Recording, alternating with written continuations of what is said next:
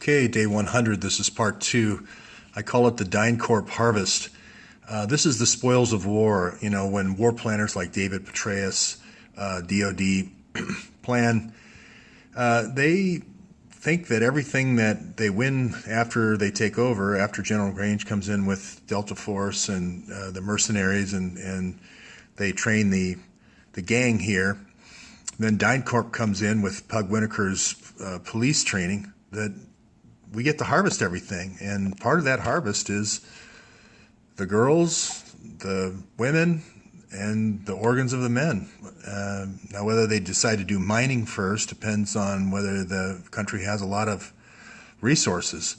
We also get to test this is more of a downstream derivative, was what they used to call it in the oil business. They also get to test the population for viruses and vaccines, so they come up with these vectors. So for instance, DynCorp gets $500 million for that.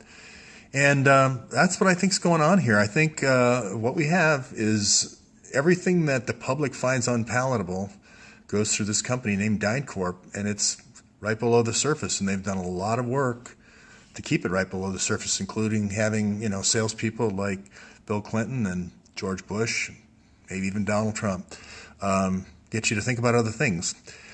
I know CNN wants you to think about other things. But what we kind of did was we started with focusing on the Clinton Foundation. We ended up with Paul Farmer here, and there's a relationship that goes back 30 years where he's running these teaching hospitals and always in these kind of war-torn areas, which is admirable. Rwanda, genocide in Congo, in Haiti, etc.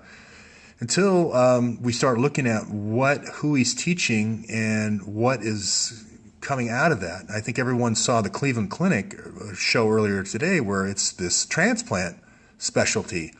And not only is it the transplant specialty, but these doctors that were coming from Iran, which names still haven't been released. I think I know one of them, they're interns. They're kind of going back and forth between the war-torn country and the Cleveland Clinic. Well, this morning I added up all the money that you can get, and it's certainly over $750,000, or over $1 million if you count bone marrow with kidney, lungs, liver, heart, and cornea. This is the fun operation thing, and the question I posed is, are they doing this in the United States? Is the enemies of the CIA and the DOD same thing, or DynCorp, all really the same thing? Are they doing the same thing to their opponents, their political opponents? Trump is hosts their annual convention in Florida for the last 7 years. So does he have, is he a customer? I don't know. If you thought, well, geez, it would be nice if there was a Lionsgate movie that covered this topic. You notice I've got El Chapo's heart, a line coming from his heart to Slim's heart area here. Well, you're in luck. 21 grams. Frank Giustra, Lionsgate. If you don't know Frank Giustra and Lionsgate, he's the number one. These are the number 1 and 2 contributors to the Clinton Foundation. And they launder money through Lionsgate to the Clinton Foundation. So anyway, I've said before, Sean Penn, Naomi Watts, you'll recognize them from the movie about Valerie Plame, Fair Game. Well, they're in 21 grams. It's about Benicio del Toro plays a drug dealer who sells Sean Penn a heart, and then he wants to find out who it is, and the guy says, well, that guy's no longer alive. So he killed the guy to get the heart. So it's all about this. It's kind of funny that it's almost like a hidden in plain sight, with the Clintons and DynCorp. Maybe Bush did it too. That just seems to be Hillary's touch, is to add the film about it, just to show that nobody's going to figure this out. This is Dr. Eric Braverman, not Eric Braverman, the CEO of the Clinton Foundation, but as you can see, they know each other. Hillary and Eric Braverman know each other. And I got this quote from an article he wrote. He said, he's making a sales pitch here. He knows David Petraeus as well. He's making a sales pitch saying Tim Russert died from old heart. And Christopher and Donna Reeves, it should be probably Reeves, right? Christopher Reeve, okay, died from old lung.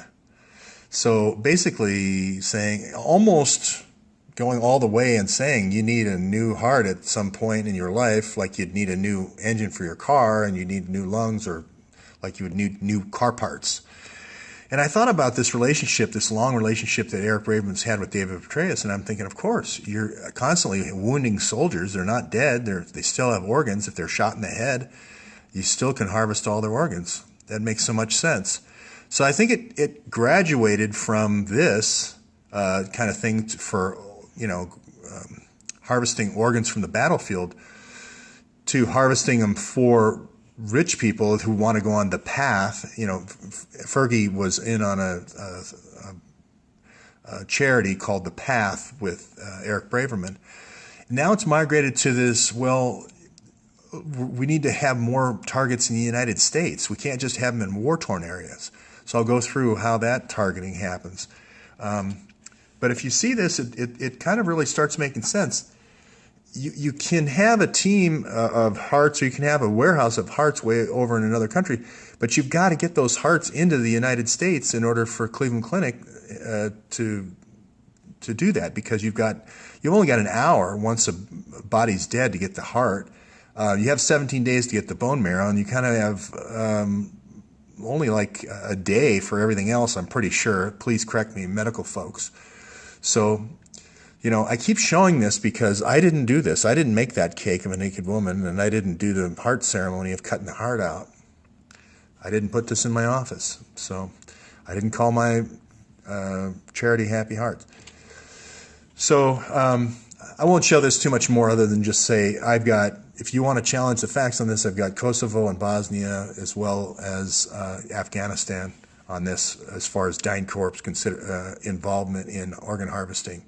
DynCorp is just basically the black CIA budget. I mean, there's other people in there, but it's the most part of it. So here's what I think is happening in the United States with this Joint Terrorism Task Force. The CIA, or DynCorp, in previous episodes I've shown, is inserted itself through this Joint Terrorism Task Force. What they do is they get police forces to think this is somehow a bad girl. They think, okay, gang rape is what she deserves, or what her father deserves, or what her brother deserves, and now we're getting back. So they plan a revenge motive in the gang raping police forces, or they just supply those criminals from Pug Winokur's Bureau of Prisons. DynCorp manages the asset forfeiture part of 30 different federal agencies. But this goes back to the Christopher Reeve thing. Let's say Christopher Reeve somehow got on let's say he did a protest movie about war, and the Pentagon didn't like it.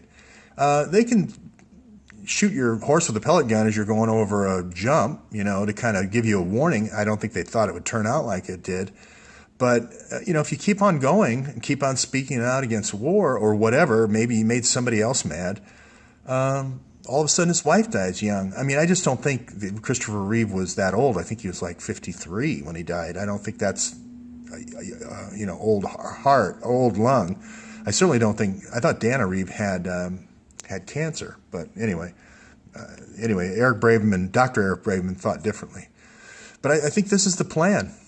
And it's to use as much of and I think your final thing is you're thrown to the pig farm. They said James Elephantitis, or James Elephantis, or whatever his name is, in Washington, D.C. with the pizza stuff, has a pig farm. Now, I found that really interesting for one of the most 50 powerful men in Washington.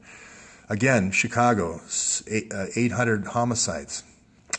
Kind of interesting how Chicago, I mean, it could actually be the sanctuary cities are the harvest cities. I just wanted to plug an author here. I don't want to go over who Doug Coe is and who Kagami is for tomorrow's breakfast, but a good book written by Jeff Charlotte. I read this book about the family, and you'll see it's all intimidation at every point along the way. It's intimidation of the new senators and new congressmen as well. They kind of bring in the person he has the better relationship with, and then they kind of intimidate them. And then, the president says, hey, these guys, have a lot of power, in Africa especially. So these guys have a lot of power in the United States as well. They're the enforcers for the United States, the Brotherhood, the family. It's called the Brotherhood, but the book is the family. A lot of people wanted me to talk more about OUR, and the chains, the letters are chained together, is Operation Underground Railroad. I won't talk about that too much more, but it's basically using the revenge motive to get the Christian groups to attack guys like us. And then I think, it's the pig farm after you get all the organs out and everything harvested. You might sell the skeleton now, I guess, to a medical school up in Denver. But if you stand up to the military-industrial complex, I think this is what you get. And I'm using the saying CIA drug running is a part of the military-industrial complex because the drug running is for guns, it's narco-terrorism.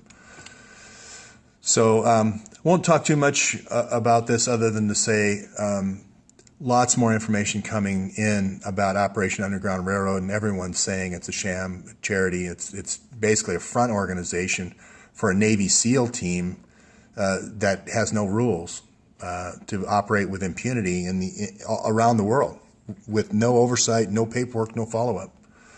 So Monica Peterson, some people have been working on the thesis, which is great. I think at this point, maybe most of the puzzle has been filled in. Maybe there's a few things that she'll have that I won't. I was going to mention, what was I going to mention about Haiti here? Caracol Park. I don't know if you remember, but I said that this industrial park was going to have like 100 businesses or 1,000 businesses in it, and they were all going to get loans from the World Bank, and then they were going to fold over time after all the money had been loaned out or wherever it went. But this is going to be like the Arkansas Development Fund. It's just you're going to put all the money in, loan it all out, or move it all, and then fold all the businesses. And I think that's done through the Export-Import Bank, because the Export-Import Bank, which kind of run through the World Bank, but it's run through Congress. So Congress has oversight of the EXIM for Export-Import Bank. They collapsed it last year, 2015. And they went out and made 10-year loans. You can make 10-year loans. So, and it's insured, that's guaranteed. It's like co-signing for a car. So the Congress had to pay that out. So that's where I'm thinking Hillary got the $6 billion, the extra $6 billion. They just had 100 sham companies in here, and in this Caracol Industrial Park. I couldn't quite figure it out before, but now I think I've solved that one. This one helped. This is the USAID spending, and this is Petit Frere Isur. And this is the Laura Silsby orphanage. Well, I got a lot of reports that kids were moving a lot, and they're all sick of different things. And that's what connected me to the fact that they've been spraying Haiti over the years with different viruses. There's always like 17 or 18 different virus studies going on in Haiti at one time, virus vaccine studies. So this is and then I found out that a career CIA agent has been running this. Her last name's Conway. So that led me further to this longitudinal health study. You want to see, okay, well, we tried anthrax, and here's what happened year 1, year 2, year 3, year 4, year 5 with anthrax. Okay, we tried, swine flu. This is what happened. We tried the green monkey virus with the pussy, kidney material, whatever that is. Okay, this, year after year. And this migration is sort of the same thing. We vectored in, this many people this year. Where are they now? How many are dead? We vectored in that many people. How many? These are more. This is like a study, a micro study, and this is a macro study on the whole population. Who's dead now? Who isn't dead now? And the cell phones help you track that. Okay.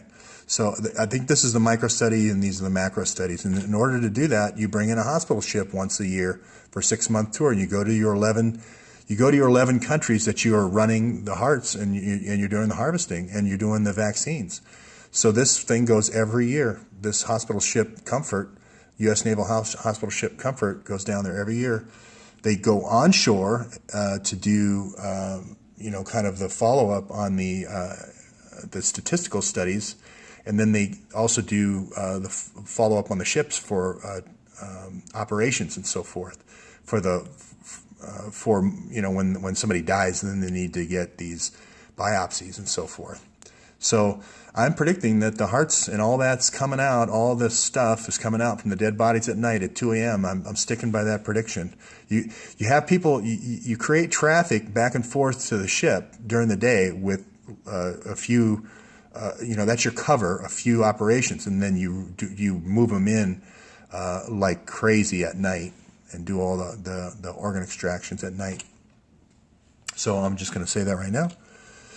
What am I doing on time? Well, I'm kind of looking a little long on time. I think this is going to come out with people in the health field are going to start saying, "Hey, yes, I remember that there was a CIA officer here. He was kind of funny. He offered me $50 at that kind of thing." The information is going to come out now that the working theory has been put out there. Rajiv Shah, and I wanted to say Rajiv Shah, who took over USAID at the age of 37, 5 days before the earthquake. He's at the Rockefeller Foundation, and Eric Braverman went to the Google Foundation. Again, if I'm CIA and I want to do a study here, I don't say, "Hey, I'm CIA, I want to do a study." I either put it through DynCorp or I put it through a foundation, and then the foundation pays for it. So I'll put $500,000 into the Rockefeller Foundation, and then Rockefeller Foundation will fund the AIDS study or the swine flu study or the cholera study. Or I can put it through the Google Foundation. The Clinton Global Initiative hasn't gone anywhere. They say it's shut down. It hasn't gone anywhere. They're going to just fund it through the Rockefeller Foundation or on the other coast through the Google Foundation. Okay. So, and who's Mr. Macro Migration Study? Bill Swing. And if he wasn't here, and here's Fred Eshelman with, involved in the vaccine studies. So he's Mr. Virus and he's Mr. Vaccine. And there's the body bags. And I think they're going to the, as I said before, into Atlanta to the Center of Disease Control. If somebody dies, their spleen, all these things that they can do slices of and do analysis of, they die of a brain injury or brain disease, they can slice the brain up and do plates of that. And, I noticed something about these different U.S. Foreign Service officers they're all from Johns Hopkins. I'm like, is Johns Hopkins also like Cleveland Clinic, a big transplant center? Yes, it is. For overseas people? Yes, it is. Who else graduated from there? Andrew Young. Where else was he the mayor of? Atlanta, Center for Disease Control. So I just connect the dots. I'm not making any accusations here, but, I remember Wayne Williams, and I remember these 33 kids dying, and this guy had this Dr. Spock grip. He didn't kill the kids initially. He just seemed to incapacitate them. So I don't know. My job's to put the connect the dots, not to make accusations. So again, I'll finish off. Boyce is the chief that said child exploitation's on these emails, so they need to be produced. And I will leave it. It would be great to see the metadata for the 650,000 emails. Thanks, everybody.